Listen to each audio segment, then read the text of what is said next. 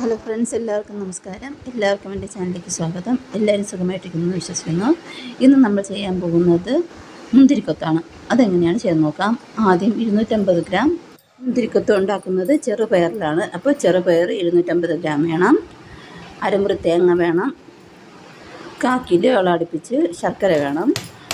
നമുക്ക് ആ ശർക്കര ഒന്ന് പൊടിച്ചെടുക്കാം. മുന്തിരിക്കൊത്തിന് ശർക്കര പാനി കാച്ചിട്ടാണ് ഒഴിക്കുന്നത്. ശർക്കര ചെറിയ ചെറിയ കഷ്ണങ്ങളാക്കി പൊടിച്ചെടുക്കാം. അതിനുശേഷം നമുക്ക് പയറൊന്ന് വറുത്തെടുക്കണം. മുന്തിരിക്കൊത്തിന് പയർ വറുത്താണ് എടുക്കുന്നത്. അപ്പം ഒന്ന് വറുത്തെടുക്കാം. 250 ഗ്രാം പയറാണ് എടുത്തിട്ടുള്ളത്. അത് ലോ ഫ്ലെയിമിലിട്ട് നമുക്കിതൊന്ന് വറുത്തെടുക്കാം. ചെറുതായിട്ടൊന്ന് കളർ മാറിയാൽ മതി.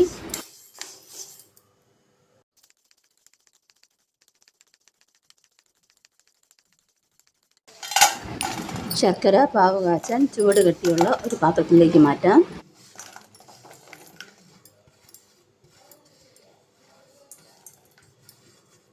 ഇനി വെള്ളം ഒഴിച്ചു കൊടുക്കാം. 1 ഗ്ലാസ് വെള്ളമാണ് ഞാൻ ഒഴിച്ചു കൊടുക്കുന്നത്. ഇനി നോക്കിയത് ലോ ഫ്ലെയിമിലിട്ടൊന്ന് ചൂടാക്കിയെടുക്കാം. ചൂടാക്കി തിളപ്പിച്ചെടുക്കണം, ഉരുക്കിയെടുക്കണം. ഈ ഒരു പരുവത്തിലാണ് വന്നിട്ടുള്ളത്. 1/2 ഗ്ലാസ് വെള്ളം അല്ലെങ്കിൽ 3/4 ഗ്ലാസ് വെള്ളം മതിയാവും ഇത് ഉരുക്കിയെടുക്കാൻ.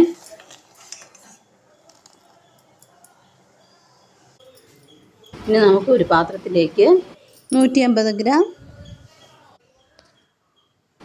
ഇടിയപ്പം പൊടി ഇട്ട് കൊടുക്കാം. 1/4 ടീസ്പൂൺ മഞ്ഞൾപ്പൊടി ഇട്ട് കൊടുക്കാം. 1 നുള്ള് ഉപ്പിട്ട് കൊടുക്കാം.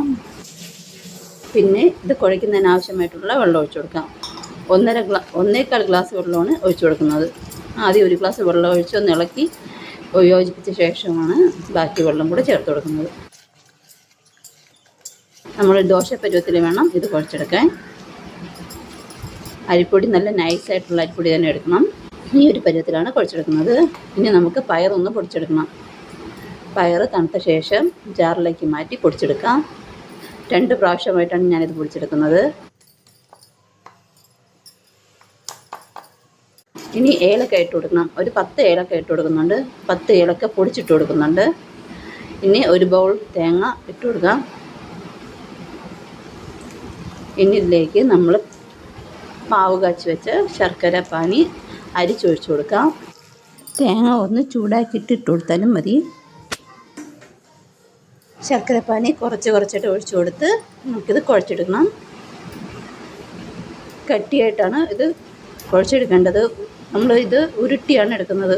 അപ്പോൾ ആ ഒരു കൺസിസ്റ്റൻസിയിൽ വേണം നമ്മളിത് കുഴച്ചെടുക്കേണ്ടത്. പയറും തേങ്ങയും ശർക്കരപ്പാനി ഏലക്കയും എല്ലാം കൂടെ ചേർന്ന് നല്ല രീതിയിൽ കുഴച്ചെടുക്കണം.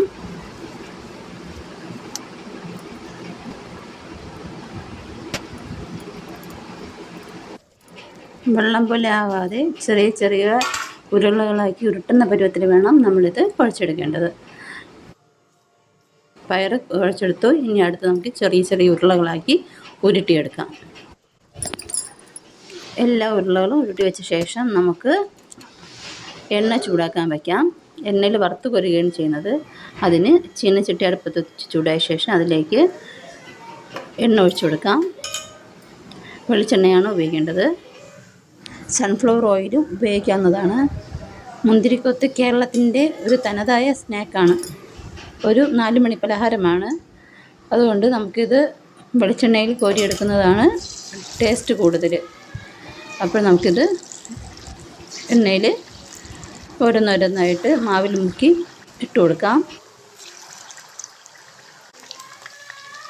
ഒരു സൈഡ് വെന്ത ശേഷം മറു സൈഡിലേക്ക് തിരിച്ചിട്ട് കൊടുക്കാം.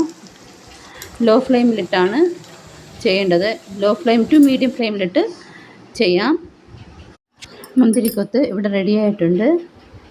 4 മണിക്ക് കഴിക്കാൻ പറ്റിയ നല്ലൊരു ഈവനിങ് സ്നാക്കാണ്. ഇതുപോലെ ബാക്കിയുള്ളതും കൂടി വറുത്ത് കോരിയെടുക്കാം. പയറും ശർക്കരയും തേങ്ങയും ഉണ്ടെങ്കിൽ വളരെ പെട്ടെന്ന് തന്നെ നമുക്കിത് തയ്യാറാക്കിയെടുക്കാം. Thank you friends. Thanks for watching. പുതിയൊരു വീഡിയോയുമായി ഉടനെ തന്നെ കാണാം. Thank U.